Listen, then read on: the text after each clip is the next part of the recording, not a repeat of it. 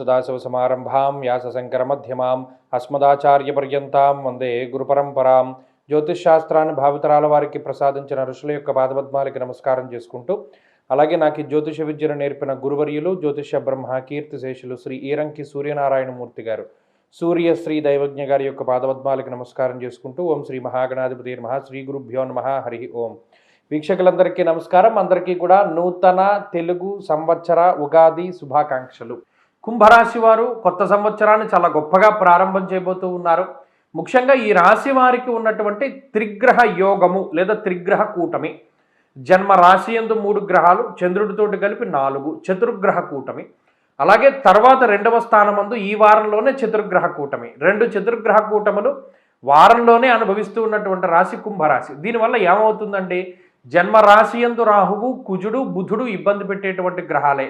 కానీ 2వ స్థానమందు ఉండేటువంటి చంద్రుడు, శుక్రుడు యోగించేటువంటి గ్రహాలు గురుడితోటి కలుపుకొని.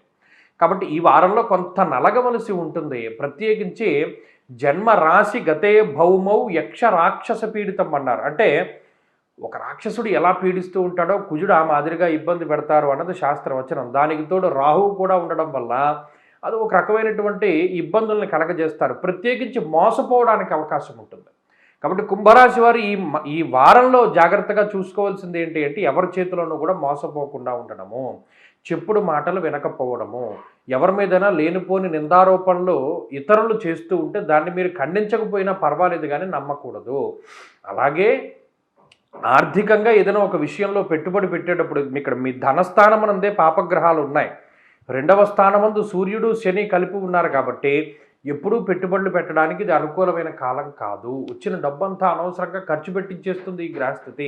ఈ విషయాలను మీరు దృష్టిలో పెట్టుకోవాలి. శ్రమ అధికంగా ఉంటుంది. అలాగే నూతన వ్యాపారాలకి ఇది మంచి సమయం కాదు. కొత్త ఉద్యోగానికి మారడానికి మంచి సమయం కాదు. లేదా ఆ ప్రయత్నాలు చేయడానికి ఇది మంచి సమయం కాదు. ఇది ఒక టెస్టింగ్ పీరియడ్. మిమ్మల్ని ఇబ్బంది పెట్టడానికే ఈ గ్రహస్థితి వచ్చింది అని అనుకుని మీరు ఏదైనా ముందుకు వెళ్ళడం చెప్పదగినటువంటి సూచన. కాబట్టి అదృష్టాన్ని నమ్ముకునేటువంటి చర్యలేవి కూడా ఈ వారంలో మీరు చేయకండి. ప్రత్యేకించి మీ కష్టాన్ని నమ్ముకోండి.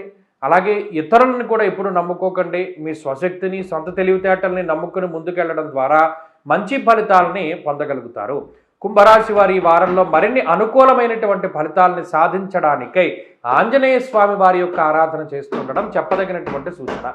ఈ వారంలో కలిసి వచ్చేటువంటి రోజు ఆదివారంగా చెప్పవచ్చును. అదృష్ట సంఖ్య 2, అదృష్ట వర్ణము ఎరుపు. తదుపరి మీనరాశి.